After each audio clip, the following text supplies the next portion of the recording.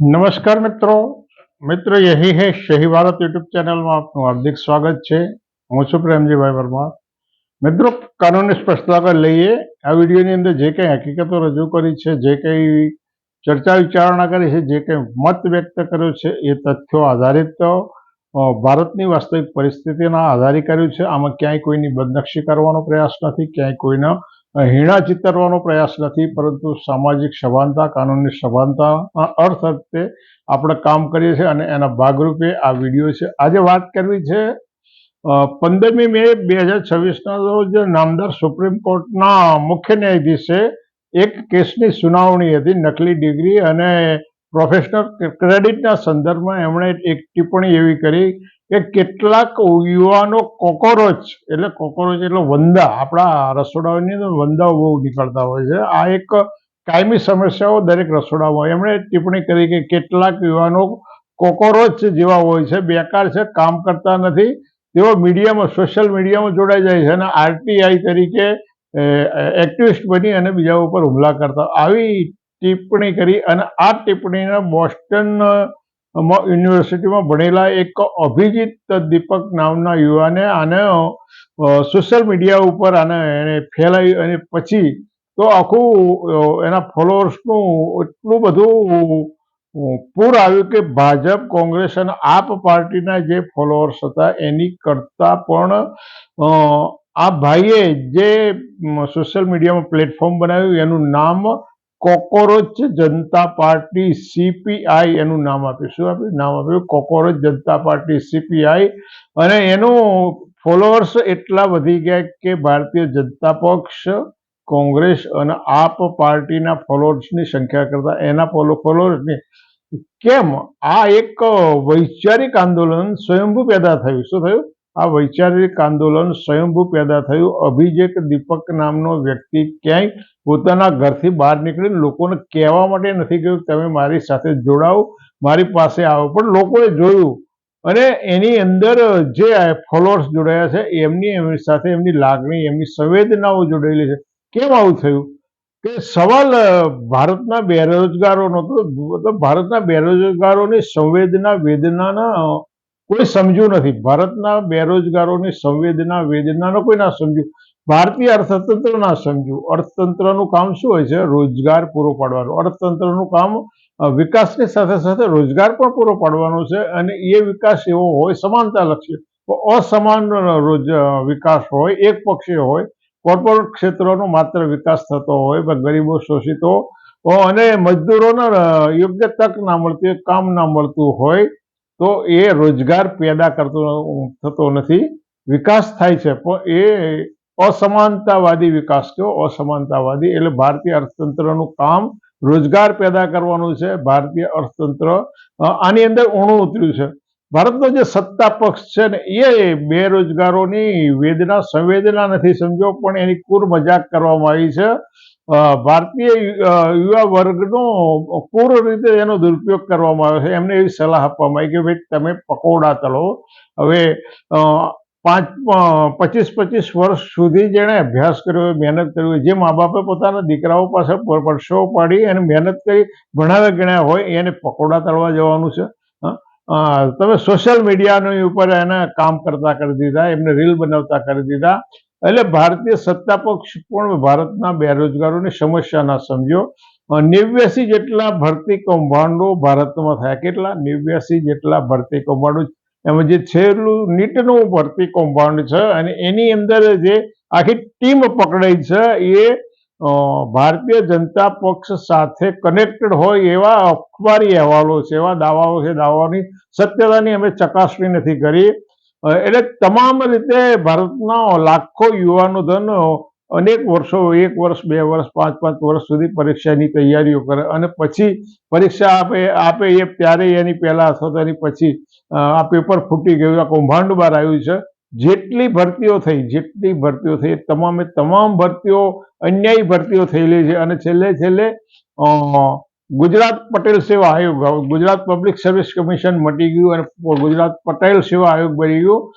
એના જે ઓબીસી વર્ગના યુવાનોનો અધિકારીઓ બનતા અટકાવવા માટેનું જે કૌભાંડ છે અને એની રેકોર્ડેડ હકીકતો બહાર આવી છે, આ અનેક વખત બહાર આવી છે. એટલે ભારતનો યુવા વર્ગનો તમામ રીતે નિરાશ થયો. સરકારી નોકરીઓમાં એમની તકો ઘટી, સરકારી એજન્સીઓનું ખાનગીકરણ થયું એટલે સરકારી નોકરીઓની તકો ઘટી, ખાનગી નોકરીઓની અંદર શોષણ અને ઓછા વેતનો છે, અન્યાયની જે ભરતી પ્રક્રિયા થઈ એ પણ અન્યાયી થઈ, પરીક્ષા કૌભાંડો થયા, નીટનું તો છેલ્લું કૌભાંડ જે છે એ બધા એની શિરમોર છે. એટલે વાસ્તવિક મુદ્દાઓ ઉપરથી પ્રજાનો બેધ્યાન કરવાનું એક બહુ વ્યવસ્થિત મિશન છેલ્લા 20-25 વર્ષથી ચાલ્યું. બેરોજગારો એટલા થયા કે 1300-1400 પોલીસ કોન્સ્ટેબલની જગ્યાઓ હોય, એની સામે 13 લાખ ઉમેદવારો હોય. કંડક્ટરની જગ્યા માટે ગ્રેજ્યુએટ અને પોસ્ટ ગ્રેજ્યુએટ યુવાનો લાઈનો લગાવતા હોય. મોંઘવારીનો એ રીતે તમારી સામે ઇમોશનલ બ્લેકમેલિંગ કરવામાં આવ્યું. મુસ્લિમોનો ડર બતાવીને તમારે સસ્તું તેલ જોઈએ છે, સસ્તું જોઈએ છે કે મુસ્લિમોથી સલામતી જોઈએ છે, આવો ડર બતાવી અને ઇમોશનલ બ્લેકમેલિંગ કરવામાં આવ્યું. ભ્રષ્ટાચારના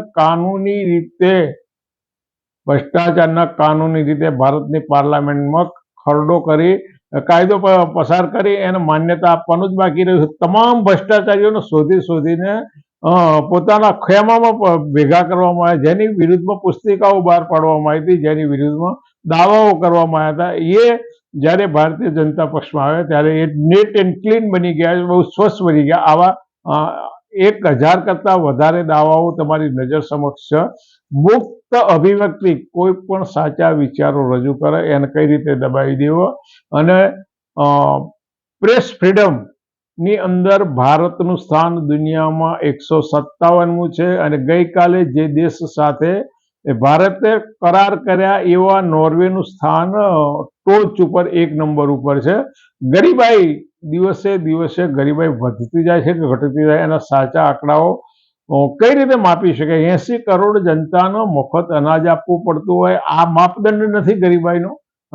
કુપોષણ વૈશ્વિક રેન્કની અંદર ભારત તો પાકિસ્તાન અને બાંગ્લાદેશ કરતાં પણ ભૂખમરો અને કુપોષણની બાબતમાં પાછળ છે. એટલે બાંગ્લાદેશ અને પાકિસ્તાન જેવા દેશો ભૂખમરા અને કુપોષણની બાબતમાં ભારત કરતાં સારી સ્થિતિ ધરાવે છે. દુષ્પ્રચાર તો એવો ચાલ્યો, ખોટી માહિતી આપવી એટલે કોંગ્રેસવાળા તમારું મંગળસૂત્ર લઈ જશે, 2 ભેંસો હશે તો 1 ભેંસ લઈ જશે. કોંગ્રેસે કિકનો પ્રદેશ પાકિસ્તાનને આપી દેવાનું નક્કી કર્યું છે. આવા દુષ્પ્રચારો ચાલ્યા. હલકટ વાણીઓ, કોઈ પણ મહિલાને જર્સી ગાય કેવી, દીદી કહી અને એનું અપમાન કહેવું. સૌથી મોટી અધોગતિ શિક્ષણની કરી દેવામાં આવી છે.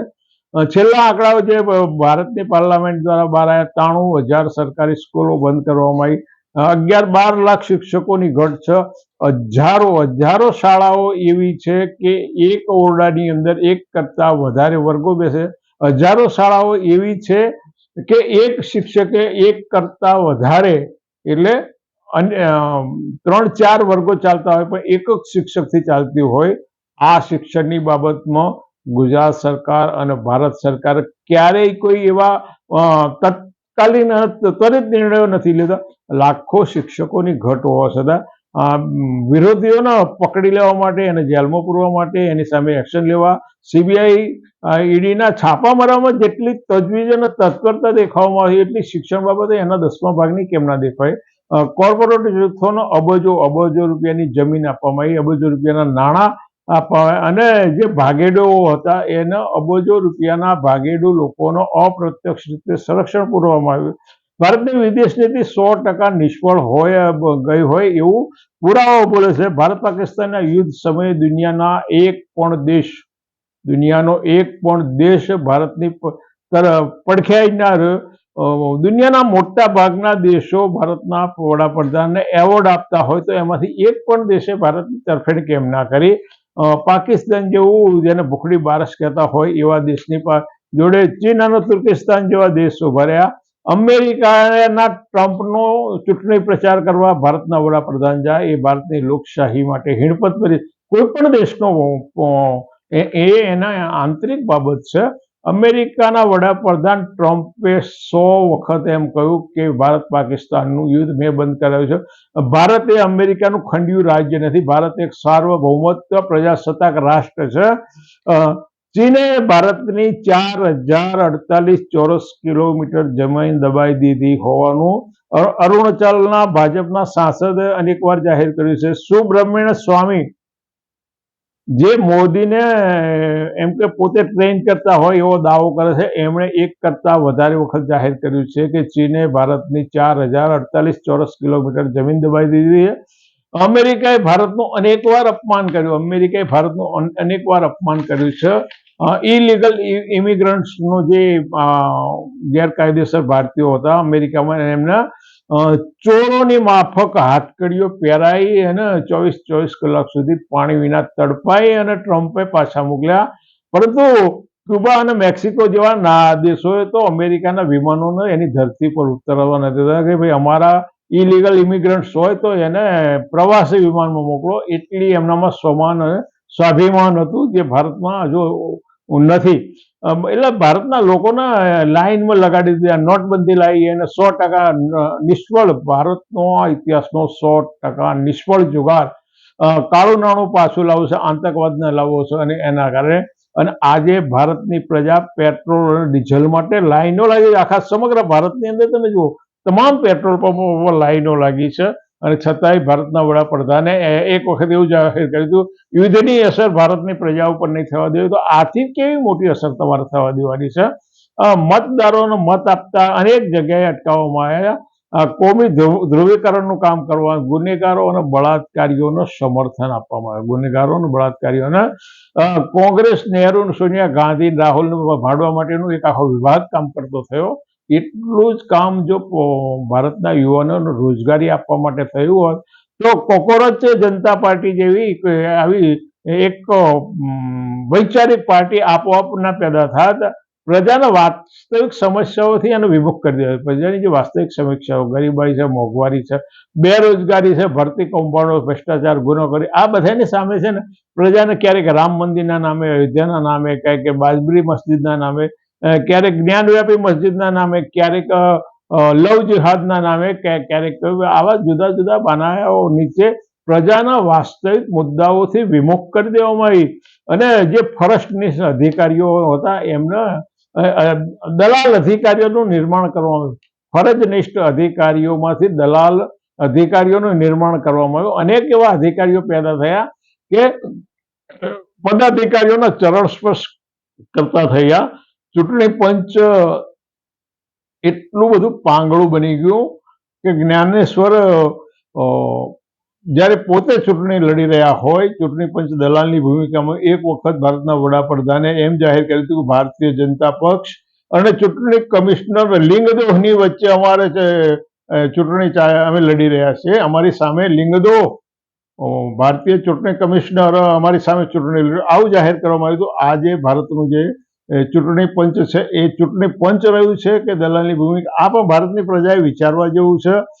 ઈડીના દરોડા હોય, સીબીઆઈના દરોડા, અને તમામે તમામ ચૂંટણીઓ શંકાસ્પદ. એક પણ ચૂંટણી ભારતની પ્રજા એમ કહી શકે એવી નથી કે આ બધી ચૂંટણીઓ નિષ્પક્ષ હતી. અને આની અંદર ગોદી મીડિયાની ભૂમિકા અતિશય ખતરનાક રહી. ગોદી મીડિયાના રૂપિયાને જાહેર ખબરોના આધારે ખરીદી લેવામાં આવ્યું.